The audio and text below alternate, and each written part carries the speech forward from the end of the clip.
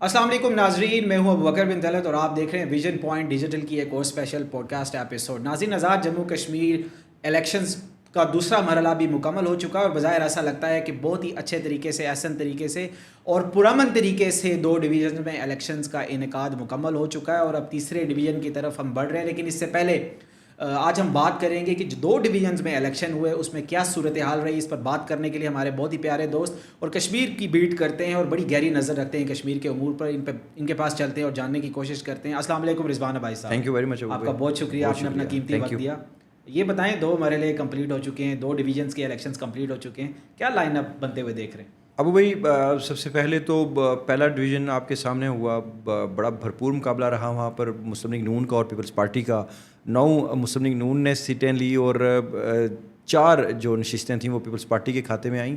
ابھی دوسرا مرحلہ ہے، یہ مکمل نہیں ہوا۔ آج اس کے جو دوسرے مرحلے میں جو انتخابات ہوئے ہیں، آج 2 حلقوں میں، حلقہ لچراٹ کا جو حلقہ ہے وہاں پر 3 یونین کونسلز تھیں، اور حلقہ 2 جو کوٹلہ کا ایک حلقہ ہے جہاں پر مسلم لیگ نون کی نورین عارف صاحبہ اور جو ان کے مد مقابل ہیں پیپلز پارٹی کے سیکرٹری اطلاعات ہیں جاوید ایوب، ان کے درمیان مقابلہ ہے۔ اور وہاں پر استحکام پاکستان پارٹی کا بھی ایک امیدوار، بڑا تگڑا امیدوار ہے سردار تبارک، اس وقت وہ مقابلہ کریں اور اب سے تھوڑی دیر کے بعد جو نتائج ہیں وہ بھی آنا شروع ہو جائیں گے۔ تو ابو بھائی، بڑے پرامن ماحول میں یہ الیکشن ہوئے ہیں۔ دونوں ڈویژنز میں جو سیکیورٹی کی صورتحال تھی وہ بڑی بھرپور رہی۔ 18,000 سے زائد جو پولیس اہلکار تھے وہ تعینات کیے گئے۔ بڑی اہم بات ابو بھائی کہ اس میں جو رینجرز تھی یا پاک آرمی، اس کی ضرورت ہی نہیں پڑی۔ ان دونوں ڈویژنز کے الیکشن میں جو گلگت بلتستان کی پولیس ہے، سندھ کی پولیس ہے، بلوچستان کی پولیس ہے، پنجاب پولیس ہے اور اسلام آباد پولیس نے اپنے جو فرائض ہیں وہ سر انجام دیے۔ پرامن انعقاد تھا۔ الیکشن کمیشن کی جانب سے ہم نے دیکھا کہ بڑی بر وقت ساری چیزیں ہم تک پہنچتی رہی۔ الیکشن کمیشن بھی بڑا متحرک رہا اس سارے معاملے پہ۔ اور جو پونچھ ڈویژن ہے اس میں بھی جو مقابلہ رہا وہ ہم نے دیکھا کہ پاکستان پیپلز پارٹی کا اور مسلم لیگ نون کا رہا۔ 23 سیٹیں اس وقت مجموعی طور پر مسلم لیگ نون ان دونوں ڈویژنز بشمول جو مہاجرین کے 12 حلقے ہیں وہاں سے حاصل کر چکی ہے۔ پیپلز پارٹی اس وقت 9 سیٹوں پر ہے۔ آج کا یہ جو مارکا ہے، اب سے تھوڑی دیر کے بعد جس کے نتائج بھی آنا شروع ہو جائیں گے تو اس کے بعد دیکھا جائے گا کہ کیا ہوتا ہے۔ لیکن اس ساری صورتحال میں ہم نے دیکھا کہ جو وفاق سے، جو مرکز سے جو لوگ تھے، جو پاکستان پیپلز پارٹی کے بلاول بھٹو زرداری نے وہاں پر ڈیرے ڈالے رکھے رہے۔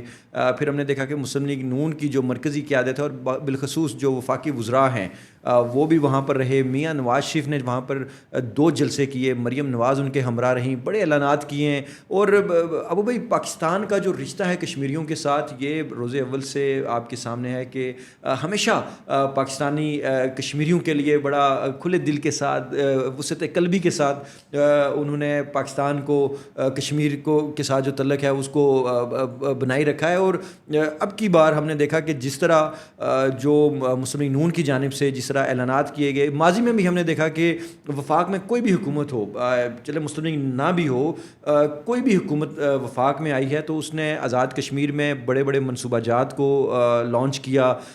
پھر ایک بڑی اہم بات ہے کہ بعض اوقات یہ ہوتا ہے ابو بکر صاحب کہ جب حکومت وفاق میں ختم ہو جاتی ہے تو ہونا یہ چاہیے کہ جو حکومت اگر وفاق کی وجہ سے آزاد کشمیر میں وجود میں آتی ہے تو وہ اس کے تمام پروجیکٹس ختم کر دے۔ لیکن آزاد کشمیر میں ایسا کبھی نہیں ہوا، بلکہ میں کریڈٹ دوں گا میاں نواز شریف کو۔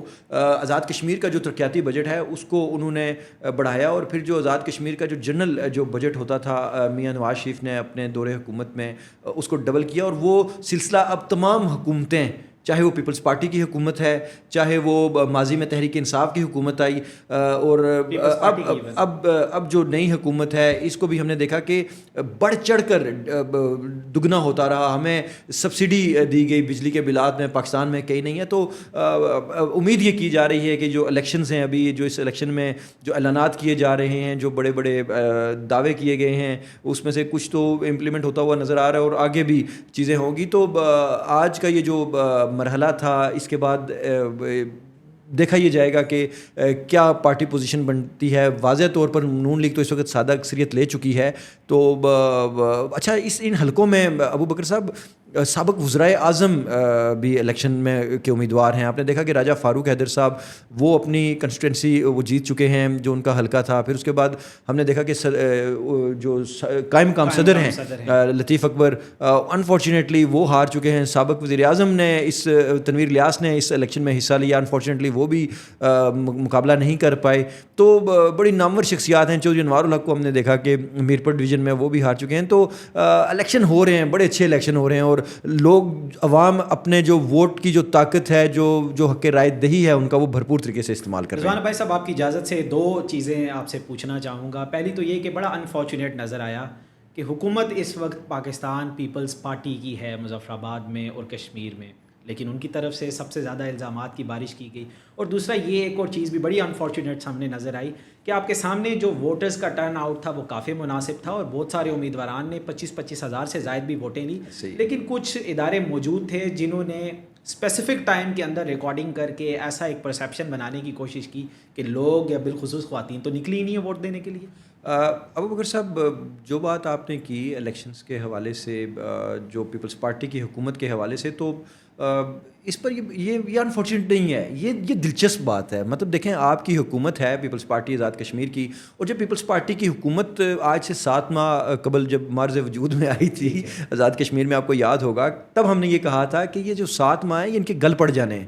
اب پیپلز پارٹی نے, میں نام لینا مناسب نہیں سمجھوں گا, لیکن پیپلز پارٹی نے ان 7 ماہ میں جو پیپلز پارٹی کو جو حکومت بنانے والے, جو پیپلز پارٹی کے اندر جو تگڑے لوگ ہیں, انہوں نے ان 7 مہینے میں اپنی دیہڑیاں لگا لی ہیں. لیکن اب کی بار الیکشن کی موقع پر جب آپ کی حکومت ہے, وزیر اعظم آپ کا ہے, آپ کے تمام جو وزراء ہیں وہ بطور وزیر, سینئر وزیر, بطور الیکشن کمپین کر رہے ہیں, تو پھر الیکشن والے دن جب آپ یہ دیکھ رہے ہیں کہ ایک جگہ پہ الیکشن ہارا جا رہا ہے تو آپ فوراً دھاندلی کا الزام لگائیں. تو سیانے لوگ بڑے ہیں, وہ دیکھتے ہیں کہ جناب یہ پیپلز پارٹی کی حکومت ہے اور پیپلز پارٹی حکومت دھاندلی کا الزام لگا رہی ہے, تو وہ کس پہ لگا رہی ہے دھاندلی کا الزام. تو یہ انفارچونیٹ نہیں, یہ بڑی دلچسپ بات ہے. میں اس کو بڑا ہم اس کو بڑے مذاق میں لیتے ہیں, بلکہ رانا ثناء اللہ صاحب 2 روز قبل پریس کانفرنس کر رہے تھے, وہ بھی یہ کہہ رہے تھے کہ جو لاجکلی بات پیپلز پارٹی کو کرنی چاہیے دھاندلی کی, وہ نہیں کر رہی. پیپلز پارٹی دھاندلی کے الزامات کیا لگا رہی ہے کہ اس حلقے میں 99% ٹرن آؤٹ ہو گیا.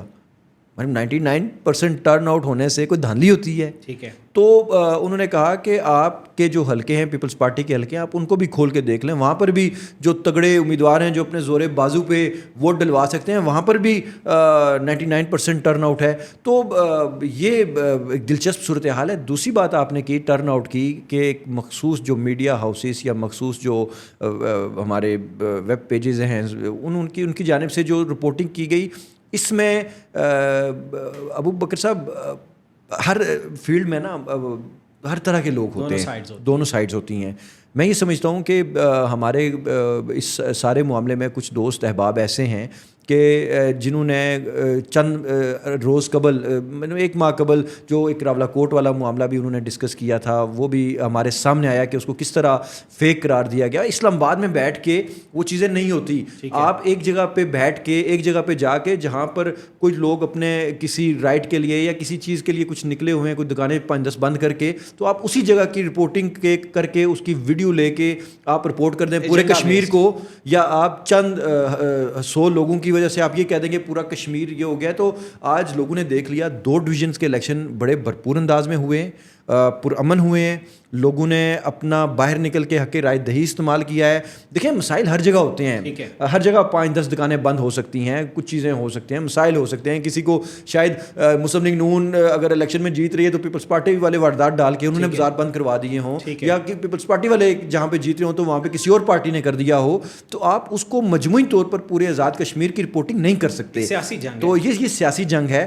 تو اس میں ہمارے جو ایک بڑے بڑے میڈیا ہاؤسز ہیں, نامور میڈیا ہاؤسز ہیں, ان کو بالکل غیر جانبدارانہ انداز میں ان کو تمام چیزیں فیکٹس دیکھتے ہوئے ان کو رپورٹنگ کرنی چاہیے. تو باقی ساری چیزیں دنیا کے سامنے ہیں. ابو بکر صاحب الیکشن ہو چکے ہیں, پونچھ کا الیکشن رہ چکا ہے 11 سیٹوں کا, آپ دیکھیں گے کہ وہ بھی ہو جائے گا.